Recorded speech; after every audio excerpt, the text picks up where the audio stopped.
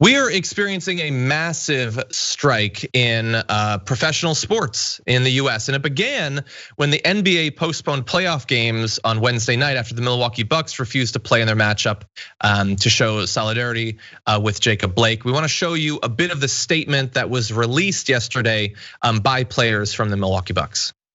The past 4 months have shed a light on the ongoing racial injustices facing our African American community. Citizens around the country have used their voices and platforms to speak out against these wrongdoings. Over the last few days in our home state of Wisconsin, we've seen the horrendous video of Jacob Blake being shot in the back 7 times by a police officer in Kenosha, and the additional shooting of protesters. Despite the overwhelming plea for change, there has been no action. So our focus today cannot be on basketball. When we take the court and represent Milwaukee and Wisconsin, we are expected to play at a high level, give maximum effort, and hold each other accountable.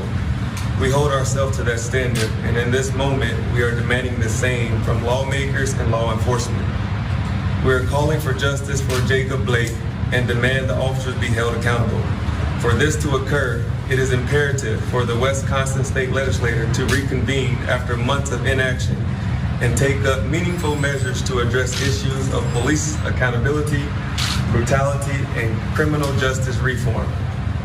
We encourage all citizens to educate themselves, take peaceful and responsible action, and remember to vote on November 3rd on behalf of the Milwaukee Bucks. Thank you. Do you guys intend to finish the season?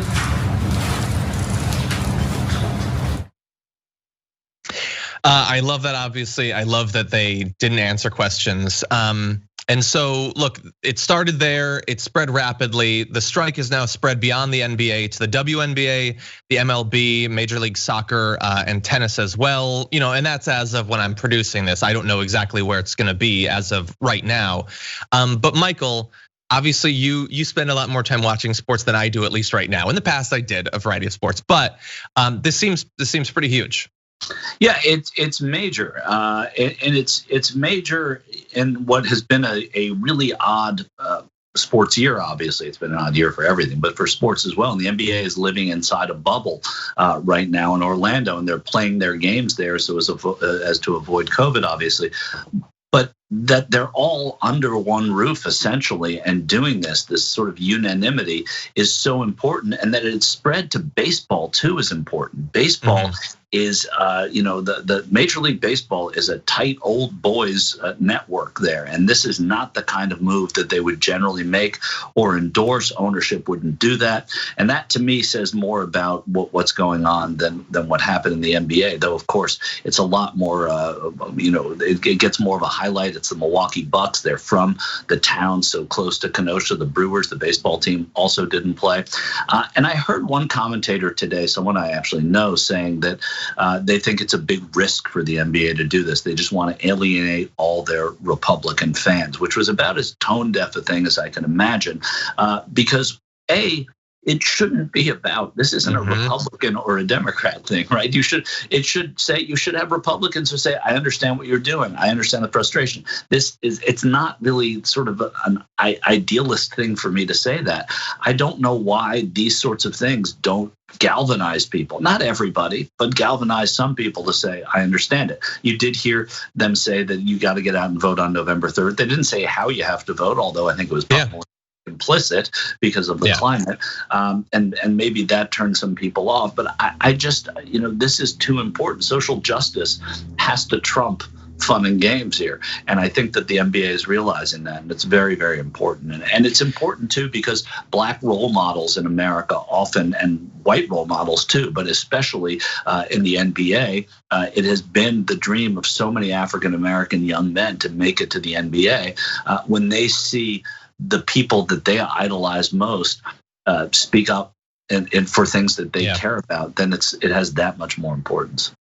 Yeah, and of course, when they do speak up, they get told to shut up and dribble because they're just athletes. They're not supposed to be concerned about politics. We don't care what these athletes think about politics, except if it's Herschel Walker. If it's Herschel Walker, then it's important. We want to know what's going on. Right. But anyway, yeah, and Walker hasn't played professional sports in like 25 years, also. Yeah, but still, fine if he supports the president. Fine, okay, that's right. Good. But can we not pretend that we don't care about whole groups when really it's just we don't care if they disagree with us? You don't hate Hollywood. You just apparently hate successful Hollywood because you always got Dean Cain and people like that on. So anyway, yeah. Look, so credit to the Bucks for helping to launch this and to like the Major League Baseball, because as you point out, not generally political in this way, but also to the WNBA who got involved in this very quickly, and I fear might be sort of passed over in people's acknowledgement of what's going on. I don't know exactly what's going on with hockey, Michael. Is it likely that they're going to take part in this? They're playing all their games in Canada now. They're playing in Toronto and they're playing in Edmonton. They're doing their playoffs. The hockey has not done anything like this yet, I don't know if they will or not. They don't have a team in Milwaukee. It doesn't mean you have to have a team in Wisconsin to do this. But they were very, very active. The Minnesota Wild were during the George Floyd protests in terms of speaking out against what was going on. That said, I'm not certain what they're doing in this case. Yeah, and by the way, just for some people who like, we should always be willing to challenge our assumptions and stuff like that. And one is in how the messaging is going around this, because a lot of the coverage immediately, and even in like the New York Times and everything, is that this is a boycott that's going on. It's not a boycott. Though these collective actions have been categorized by many, including by some of the players and members of the media, as a boycott, which is withholding one's money from a commercial entity in protest. It's actually a strike in which workers withhold their labor. Specifically, the players are engaging in a wildcat strike, a work stoppage without union approval that is now spread across obviously multiple groups and without the support of multiple unions. And that is important because this is not about consumers striking back. This is about workers using their power.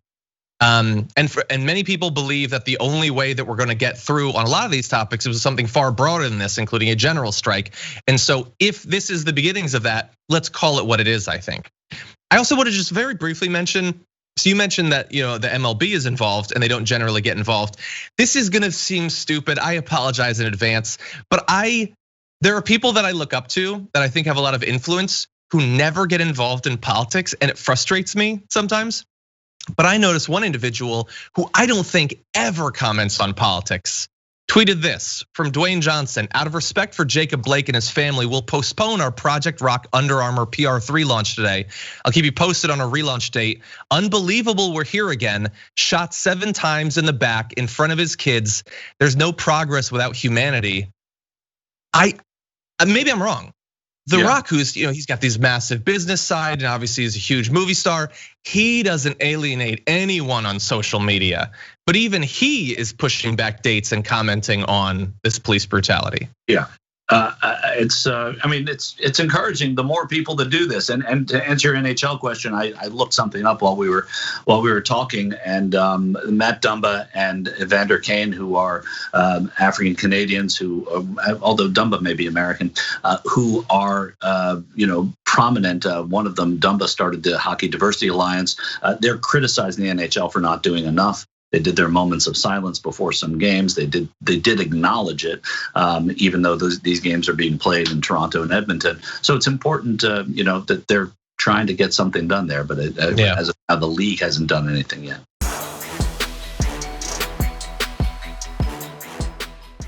Check out the Damage Report podcast each day, wherever you get your podcasts, whether Pocket Casts or Stitcher or iTunes. You can join me as I give you the news and stories you want, with a range of co-hosts and interview guests jumping in on the fun each day. Again, that's the Damage Report, wherever you get your podcasts. And if you get them at iTunes, don't forget to rate and review. Sometimes I'll read them live on the show.